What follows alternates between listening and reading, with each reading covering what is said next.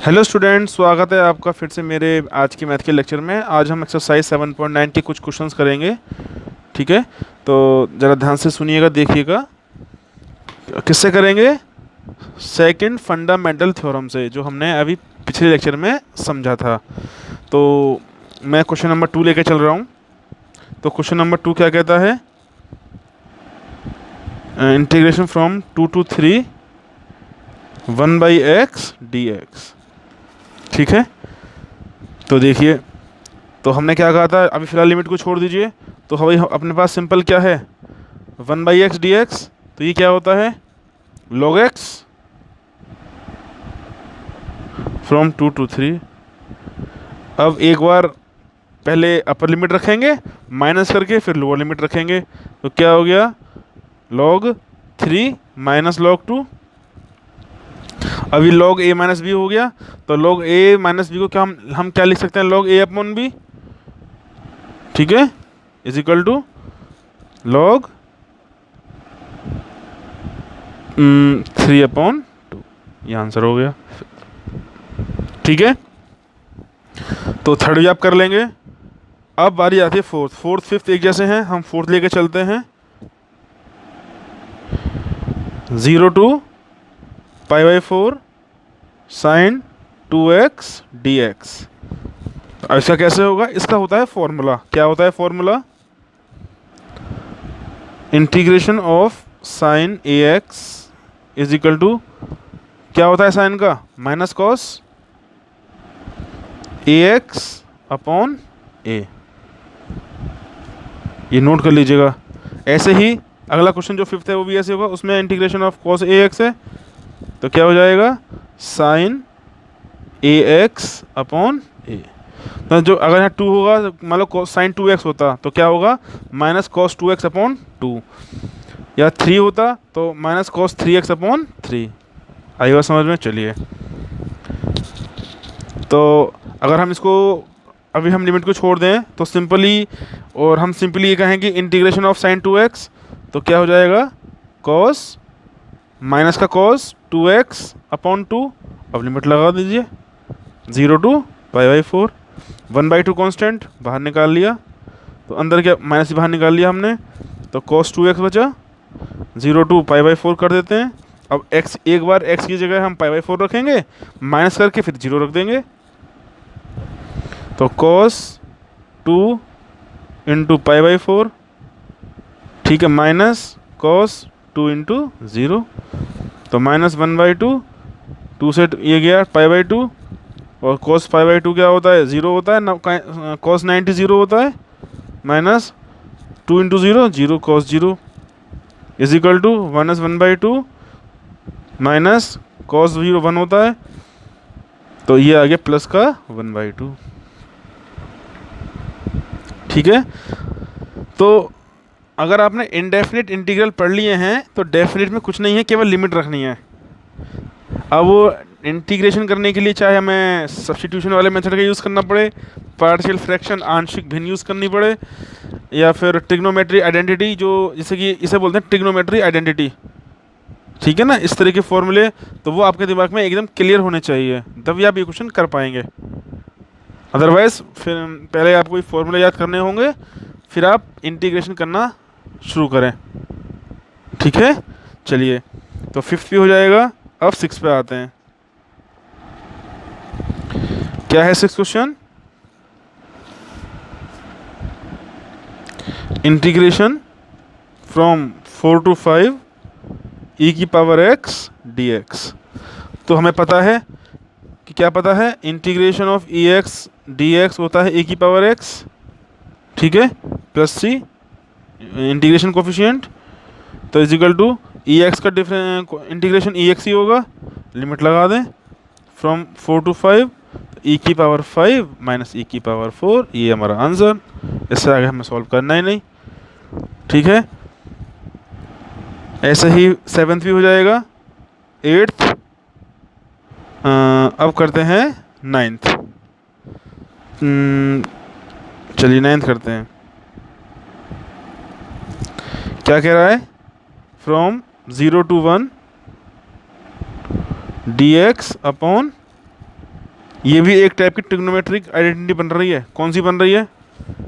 ये देखिए, तो ये किसका बना है formula? Integration d x upon a square minus x square. ठीक है, तो ये होता है साइन इनवर्स एक्स। तो इसे बोलते हैं ट्रिग्नोमेट्रिक आइडेंटिटी। तो ये भी आपको रिजल्ट अगर याद होगा तभी तो कर पाएंगे, वरना बैठे रहेंगे क्या करें। ठीक, तो देखिए इसका हमने किया, तो पहले हमने लिमिट को हटाया, तो simply integration of d x over root one minus x square, ये होता है क्या? Sine inverse x. अब लिमिट लगा दी, from 0 to 1 is equal to sine inverse 1 minus sine inverse 0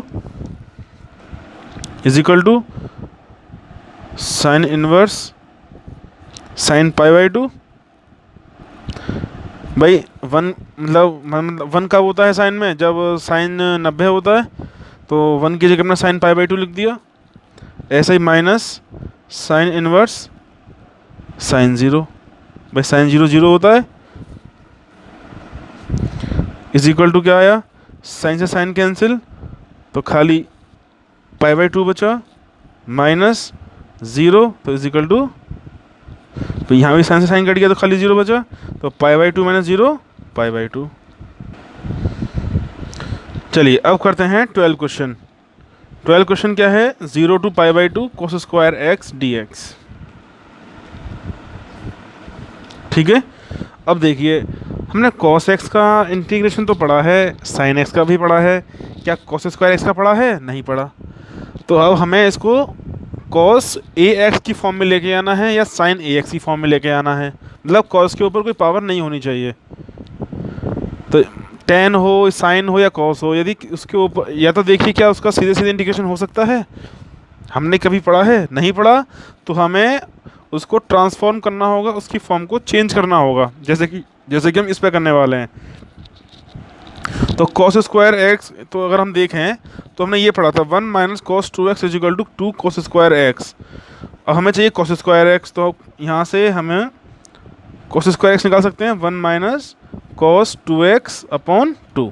ठीक, तो कॉस स्क्वायर एक्स की जगह अब ये वाली वैल्यू रखी जाएगी। तो फ्रॉम 0 टू, ये लिख देते हैं, from 0 to pi by 2 1 minus cos 2x upon 2। ठीक है, 1/2 हमने बाहर निकाल लिया। ठीक है, तो क्या बचा? 1 माइनस कॉस 2x dx। अब इसको हम तोड़ लेते हैं, integration from 0 to pi by 2 है, 0 to pi by 2 1 into d x, तो डी एक्स बचा, minus 0 to pi by 2 cos 2x dx। ठीक, इज इक्वल टू 1/2, इसका कितना होगा? x होगा, लिमिट लगा दी 0 to पाई बाई 2, माइनस इसका क्या होगा? Sine 2x upon 2 from 0 to pi by 2। ये भाई पढ़ा था हमने cos ax का, अगर हमें इंटीग्रेशन करना है तो क्या मिलेगा? Sine ax upon a। ठीक है, तो वहाँ से हमने इसको लिया है 1 इज इक्वल टू 1/2, तो x की जगह पाई बाई 2 रखा, तो पाई बाई 2 फिर माइनस लोअर लिमिट 0। अब इसकी बारी, माइनस यहाँ से फिर हमने पाई बाई 2 कॉमन ले लिया, तो क्या बचा? Sine 2 into pi by 2 minus sine 0। ठीक है, अब वापस यहाँ आते हैं, pi by 2 minus 0, pi by 2 बचा, माइनस 1/2 ये रहा, 2 से 2 कैंसिल, तो साइन पाई कितना होता है? -1 माइनस साइन 0, साइन 0 0 होता है, तो 1/2 पाई बाई टू माइनस भाई 1/2 की माइनस मल्टीप्लाई की तो माइनस का 1/2 आया is equal to 1/2 pi by two plus 1/2 हुआ, एलसीएम आया 2 तो पाई प्लस 1 और यहाँ पर 1/2 भी है तो क्या हुआ पाई प्लस 1/4। देखिए कुछ गलती हो गई है यहाँ पे, कुछ वैल्यू गलत फुट हो गई है। पाई बाई टू सही है माइनस साइन पाई, हाँ ये साइन पाई होता है 0।